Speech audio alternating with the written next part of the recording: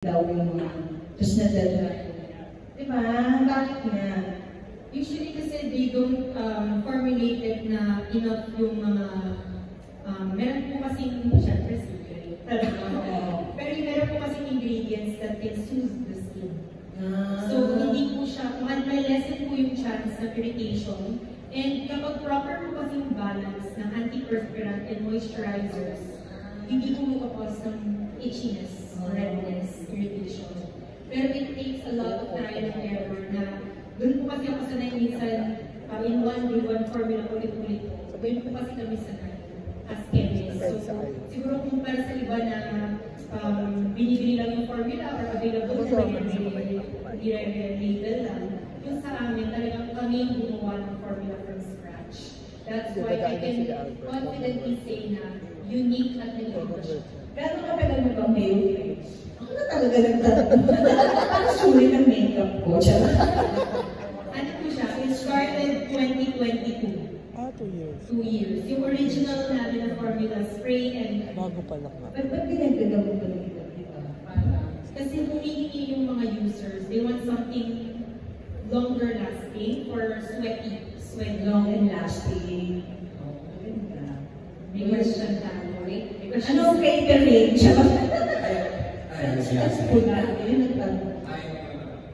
I'm Eric Borromeo of Reaction News and Showbiz Manila. So, ang question is for chemist Chia Tan. Actually, kasi nagbabasa ko, there are celebrities na, international celebrities na ayaw nila gumagamit ng mga, chemicals na ganito. How true ba? Scientific ka naman is that it causes cancer. Kaya lumalayo sa like. Actually, yung talc, yung sinulat ko po kanina during my talc na ingredient mo, magnesium silicate, you can research. It is proven that is cancer causing. So for people na lagi naglalagay sa kilikilin, sa singit, ovarian cancer, medyo malapit po kasi siya sa breast area, so nagkaka-breast cancer. Sa US, we have, I think, 100,000 cases suit against mga lawsuit because of that one ingredient. Kasi meron po siyang asbestos. Ang talc po, hindi na yan sa yung mga minerals po nasasama yung asbestos. It's a toxic ingredient na kapag napasok sa ating katawan, yun po yung nakakakos ng cancer. Pero usually kasi hindi naman nila nare-refine ng talc to remove the asbestos. Kaya po siya cancer causing. So with DioFlex, you're giving 100% that this is... We don't use talc, and we use a starch derivative na very lightweight. So pag ginamit niyo siya, if you compare it to other Dio powders, hindi po baby powder, yung mga Dio powders, mas lightweight po kami.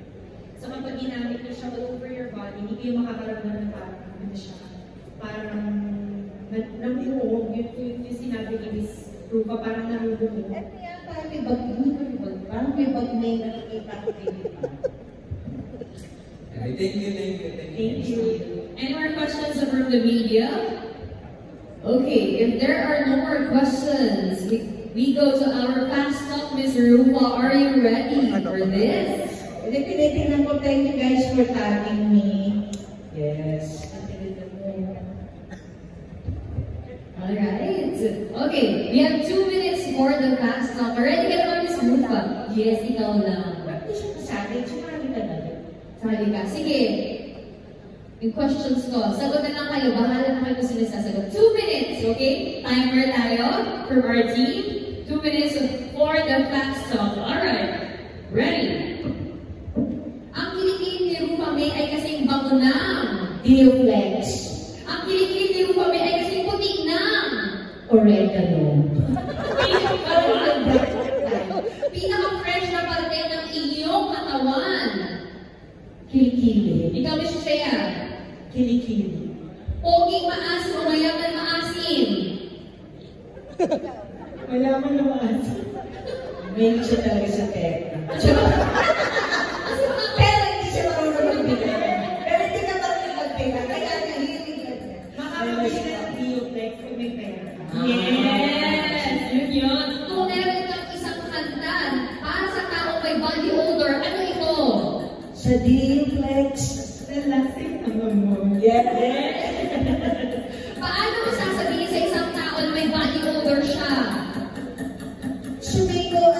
init, kailangan natin, ganun. Okay. Kailangan natin ganun. Okay ba yun? Pwede. Huling ginagawa sa gabi bago matulog. Mag-spray ng Bioflex. Bagay na kasing lakas ng Bioflex Extreme. Bakit kasi lakas? Ano ang isang bagay na kasing lakas ng Bioflex Extreme? Ano? Bagyong Pepito. Yeah. Bagay, Di ba? Bumibilis na din.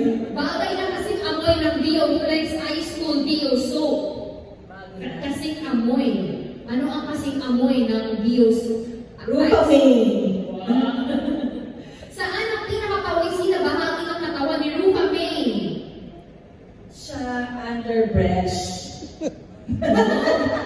Anong activity na talagang pawis na pawis ka? Anong activity ang pawis na pawis ka?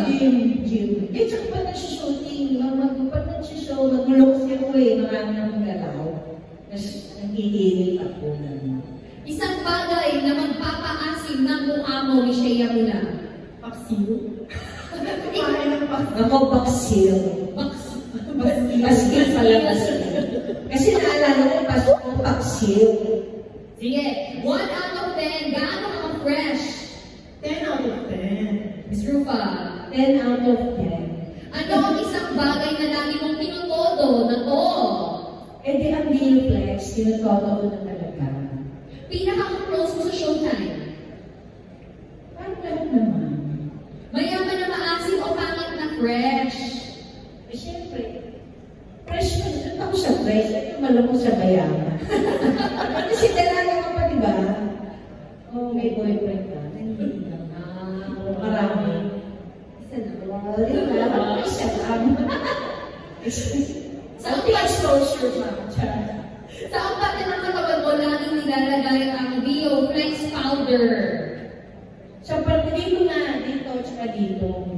Sa totoo. Hindi ko lang nalagyan ngayon kasi Kailan mo feel na pinaka-fresh ka?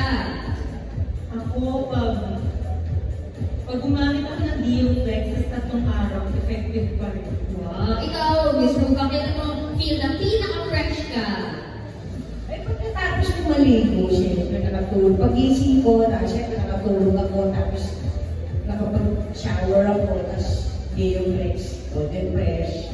Go, go, go or go, go, go away? Go, go, go away. Roof away. Ikaw, Shea, go, go, go or go, go, go away? Go, go, go, go. Yeah. Doors pa na. Kala ko go, go, go. Bad breath or bad odor? Ay, di bad breath na lang. Kasi malapit tayong formulation. Mouthwash. May bago na naman lang. Oo. Miss Shea, Ay, bad hindi breath? ang guardian, tapos hindi ka magkakaroon. Bad breath or bad odor? Ayaw na, pinalaban natin ang body odor. Siguro bad breath. Kasi pag hindi siya nagsalita, fresh pa rin siya. Oo, ito pa na. Kahit magsalita ka hindi, iba yung amoy. Mabuhok na kilikili o maasim na kilikili? Mabuhok. Na lang. Mabuhok na lang. Mainit na kilikili o mainit na kahapon? Paitin na kahapon. Miss Ruba, last one, how do you stay fresh? Well, of course, I pray a lot and then I enjoy sleep. From sleeping 8 to 10 hours, mag-shower na, kakain ako, mag-shower. May routine ako. Tsa-tsa ako, ganyan, relax. Tapos, kakain ako ng pinan, tapos kwentuhan, tapos ligo na, tapos bago ako ma-next day. Yun, alright. Pakipaka naman natin the first brand ambassador of the Thank you so much, guys. Nice meeting you all. Of course. Tulungan niyo naman ako sa TikTok kumatulog. Kasi nga, di ba hindi ako Gen Z. Kaya medyo yung online ko, hindi pa masyadong magaling. So before we say goodbye, of course, Offline. offline. Offline na naman siya. Para Ang tag niya para makilala ko rin kayo. Para confirm ang inyong handle, magkakaroon tayo ng contract signing. Pasok natin ang table. Talaga? Yes. Contract signing.